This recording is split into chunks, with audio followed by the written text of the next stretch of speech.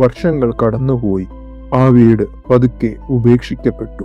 ജനലുകളുടെ ചില്ലുകൾ പൊട്ടി, ചുമരുകളിൽ വിള്ളലുകൾ വീണു, പുല്ലും വള്ളികളും വീടിനെ വിഴുങ്ങാൻ തുടങ്ങി. രാത്രിയായാൽ അവിടെ കാറ്റ് വീശുമ്പോൾ ഉണ്ടാകുന്ന ശബ്ദം പോലും ആളുകളെ ഭയപ്പെടുത്താൻ തുടങ്ങി. അവിടെ ഒരു സ്ത്രീയുടെ കരച്ചിൽ കേട്ടവരുണ്ട്.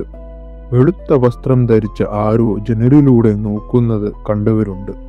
അകത്ത് കയറിയപ്പോൾ അസ്വാഭാവികമായ ഭയം തോന്നിയവരുണ്ട്.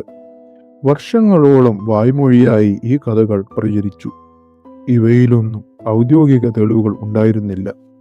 എന്നാൽ ഒരു കാര്യം എന്തായാലും സംഭവിച്ചു. ആ വീടിനെ ആളുകൾ വീണ്ടും ശ്രദ്ധിക്കാൻ തുടങ്ങി.